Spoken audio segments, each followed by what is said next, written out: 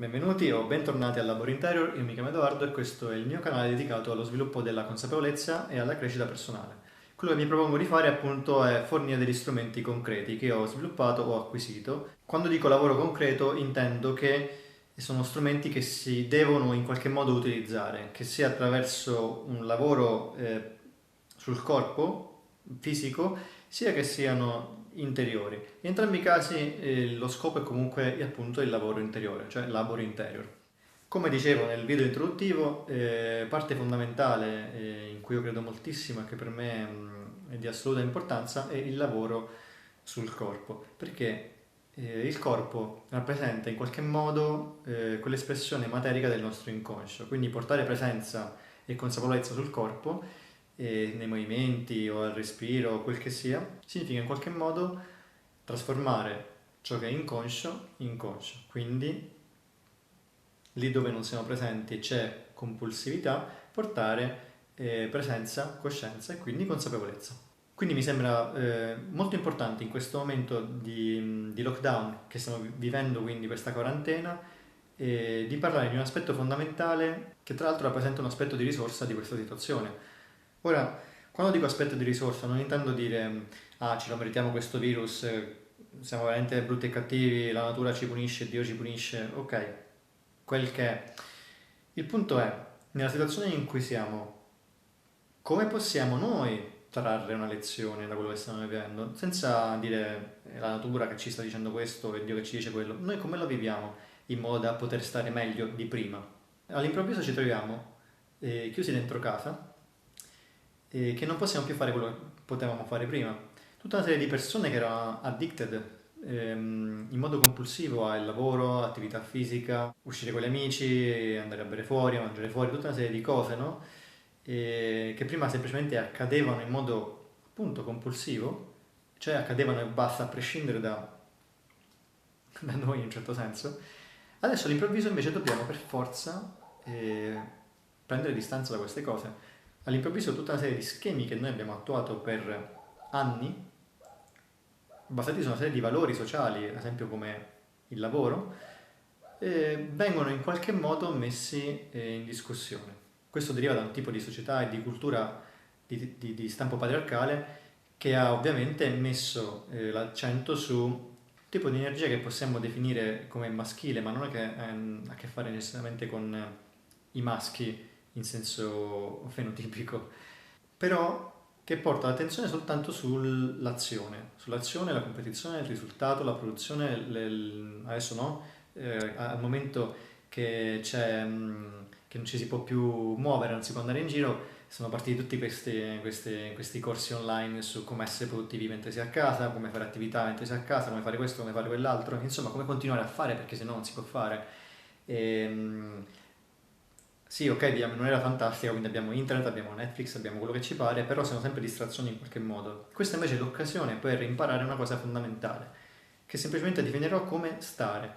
Stare è una qualità dell'essere che è polare al fare ed è assimilabile a un'energia di tipo femminile, quindi maschile e femminile intese come qualità polari tra loro di quella che è essenzialmente l'energia che compone questa realtà. Possiamo tranquillamente assimilarla in yang o emisfero destro, emisfero sinistro, eccetera, eccetera. La crescita personale in senso stretto è data dall'integrazione di questi aspetti. All'improvviso mi trovo che devo stare dentro casa, quindi devo stare, no? La casa simbolicamente può rappresentare noi stessi come individui. Questa è l'occasione per conoscere noi stessi. Te met nosce, conosci te stesso. Conosci te stesso non è io so chi sono, so cosa voglio, so dove devo andare, no.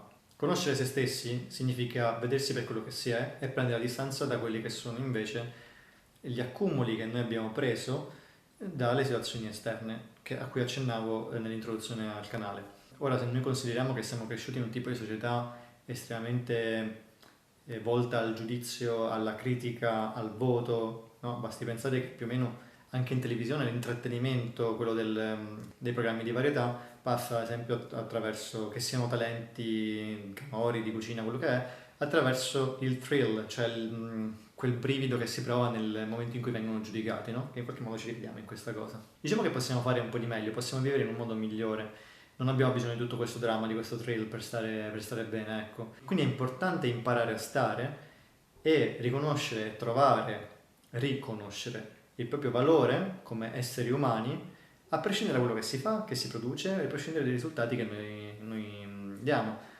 L'Italia in particolare è una repubblica basata sul lavoro, significa che il lavoro è il nostro valore, tecnicamente dovrebbe essere il nostro valore principe. E va bene, nel senso che tutti quanti partecipiamo alla vita della comunità, infatti in questo momento, anche grazie ai grandissimi sforzi del nostro paese e l'estrema celerità con cui sono state prese per certe precauzioni, finalmente si sta creando un certo tipo di identità nazionale che non è che noi sentiamo molto se non quando ci sono le partite di calcio. Imparare a stare, cioè imparare a essere, scoprire come noi siamo esseri umani, non fare umani. Cioè il nostro valore non è un derivato delle nostre azioni. Spesso leggiamo questi slogan di molti coach, no? Di queste cose che dicono io non sono chi dico di essere, io sono quello che faccio, cose così, no? No, non è assolutamente così, perché quello che faccio è magari semplicemente il modo in cui sto facendo esperienza della vita in questo momento della mia vita, in questo momento storico. Quindi è una parte di me, è un aspetto di me, è un momento di me, non rappresenta me, non definisce me, non definisce me. Io sono qualcos'altro. Per andare a percepire quel qualcos'altro, per stabilizzare il nostro centro, stabilizzare sempre di più, no? Mm. È importante quindi imparare a stare. Detto questo, per poter osservare gli aspetti di risorsa di una situazione, soprattutto se ci mette, come dire, naturalmente, istintivamente a disagio, è importante sviluppare quello che possiamo chiamare stato del testimone. E per poter sviluppare questo stato sono importanti due cose soprattutto. La capacità di sospendere il giudizio e appunto, quindi, che ne so, prendiamo il caso delle persone che si sono comportate in modo irrazionale, quindi osservare le cose per quelle che sono, comprendere anche il loro disagio e non reagire giudicandole. Giudicare la cosa da un punto di vista constatativo, certo, ha senso, ovviamente, perché infatti l'altro aspetto per sviluppare lo stato del testimone è la visione lucida, cioè il poter vedere le cose essenzialmente così come sono.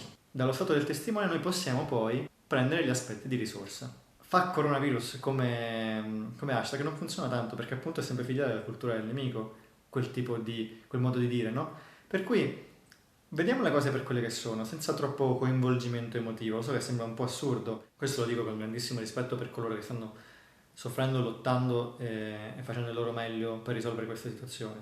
Il punto è che risolvere questa situazione, come dire, anche se la risolviamo da un punto di vista prettamente fisico, se non la risolviamo anche per ciò che rappresenta dentro di noi, è veramente un grandissimo spreco questa cosa, è veramente uno spreco. Quindi approfittiamone. Mi viene da pensare che se questa situazione fosse successa magari ai tempi di Sparta, magari loro avrebbero visto questo virus come in realtà come un dono degli dei, perché in realtà purificava la specie, in qualche modo li rendeva più forti, perché eliminava tutte quante le persone più deboli. Questo non è per dire che è come la vedo io, è per dire il modo in cui leggiamo la cosa ci provoca un certo tipo di stato emozionale e ci può far stare bene o stare male. Se noi vediamo la cosa invece da un punto di vista un pochino più distaccato, possiamo vedere gli aspetti appunto di risorsa, cioè come possiamo sfruttare questa situazione per una crescita personale e integrare degli aspetti che normalmente per cultura, per società, per questioni diciamo karmiche, no? Non hanno abbastanza spazio nelle nostre vite. Come dicevo nell'introduzione del canale, per me è fondamentale il lavoro sul corpo, perché il corpo è quella rappresentazione materica del nostro inconscio che è sempre nel presente e in un certo modo quindi non mente mai. Portare presenza sul corpo, nel corpo, attraverso un lavoro interiore, significa sviluppare consapevolezza, quindi essere più presenti e più sono i momenti di presenza nella vita, più essenzialmente io vivo, altrimenti io sono vissuto da una serie di cose. Diciamo che vado avanti con il pilota automatico.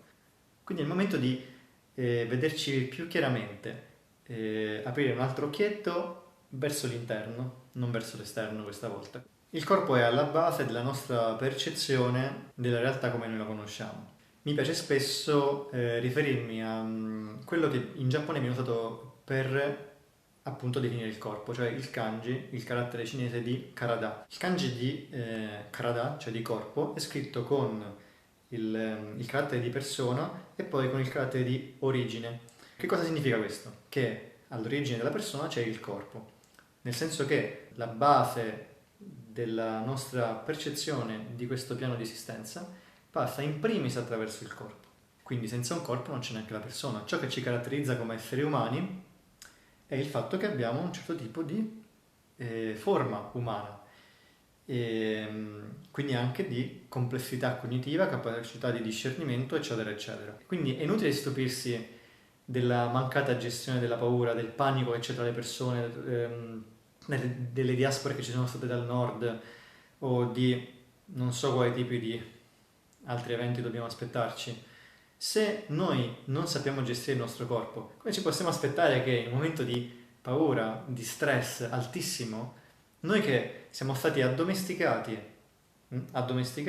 che le cose più importanti sono la geografia, la matematica, questo, quello e quell'altro, che non sto dicendo che non sono importanti, però se la nostra attenzione è sempre stata sull'imparare, essere giudicati sulla nostra abilità di ricordare concetti, piuttosto che sul conoscere noi stessi e il nostro sistema e come funziona, davvero ci stupiamo che in un momento di panico noi non sappiamo prendere la migliore scelta possibile, la più giusta, la più razionale, la più logica, la più sensata? No, in momento di panico, panico, no? Se no non si chiamerebbe panico. Quindi lavorare sul corpo è fondamentale, lavorare su un certo tipo di fisiologia del corpo, soprattutto su una fisiologia di tipo respiratorio. Quindi le pratiche che adesso vi illustrerò negli altri video, che prendono 5 minuti l'una, sono veramente molto molto basic per andare a stimolare un certo tipo di adattamento della vostra fisiologia respiratoria, della vostra fisiologia circolatoria, in modo tale che aumenti la presenza in voi stessi, in modo tale che essenzialmente viviate meglio e quindi nelle situazioni di stress voi naturalmente gestate meglio quelle situazioni perché se è un attacco di panico, durante l'attacco di panico è difficile, come dire, magari potrebbe essere difficile gestire certe cose, però se il mio corpo di per sé ha già un certo tipo di ritmo, io magari in quella situazione naturalmente gestirò la cosa, perché mentalmente io posso capire tutto, intellettualmente io posso capire tutto. Intellettualmente tutte quelle persone che hanno divulgato il virus vi sapranno dire che avete ragione voi e che loro hanno torto, ma in quel momento non sono riusciti a prendere la decisione migliore. La decisione migliore per tutti, perché la decisione migliore per il singolo lo è anche per la comunità e viceversa, se è veramente la decisione migliore. Alla fine della fiera, se la decisione è veramente giusta, cioè è in armonia e rispetta una serie di principi armonici, diciamo così, allora la volontà dell'uno coinciderà con la volontà del gruppo. Questo magari è un concetto che riprendiamo in un'altra situazione. Per sviluppare quindi visione lucida, sospensione del giudizio e questo stato del testimone, il lavoro sul corpo è fondamentale, non basta fare le chiacchiere, non basta in nessun modo. Quindi va benissimo capire da un punto di vista intellettuale, quello è il primo passo. Poi, siccome la mente comunque va per cavoli suoi, spesso e volentieri, per poterla gestire, per poter gestire i nostri pensieri e quindi le nostre emozioni, bisogna gestire tutto il resto, no? Ci sono tantissime discipline che promuovono questo tipo di aspetto della nostra percezione esistenziale. E io voglio proporre nei prossimi video giusto 3 esercizi da 5 minuti l'uno, veramente veramente basic, che sono adatti per chiunque. Quindi se siete stanchi di stare male perché succede questo e perché succede quello, questo è un ottimo momento per dedicare il tempo che si ha a queste pratiche per sviluppare la capacità di stare. Quindi non è un self-improvement da un punto di vista delle attività o come essere appunto più produttivi, come fare questo, come fare quell'altro, ma sto parlando di aumentare la qualità della percezione della propria esistenza. Come dicevo nell'altro video, questo non è un canale di intrattenimento, significa che io pubblico soltanto se c'è una certa qualità. Soprattutto io non pubblico studi di altre persone, non è che leggo una ricerca e dico ah che figa questa cosa, interessante, adesso ci faccio un video. No, se io non ho un'esperienza di quella cosa, in primis non ne parlo, perché chiunque si può leggere quella cosa, no? Il punto è che se io trasmetto qualcosa, deve passare attraverso la mia esperienza, altrimenti non passa nulla essenzialmente, cioè non passa, sono solo chiacchiere. È come quando si dice appunto fumare fa male, lo sappiamo tutti, ci sono mille studi che lo dimostrano, però si fuma lo stesso. Quindi significa che un certo tipo di comunicazione non funziona, un certo tipo di ricerche, di prove scientifiche non bastano, perché tanto non le ascoltiamo. È qualcos'altro che ci serve, un altro tipo di comunicazione. Quindi se vogliamo rimanere in contatto, se vi interessa quello che faccio, se la crescita personale è qualcosa che per voi è importante, come dicevo nell'altro video, iscrivetevi, attivate la campanella su tutte le notifiche, così quando appare un nuovo contenuto voi lo vedete. Io mi applico per pubblicare non più contenuti possibili, ma di maggior qualità possibile. E niente, quindi come dicevo, io ci metto il cuore, voi vedete che dovete fare.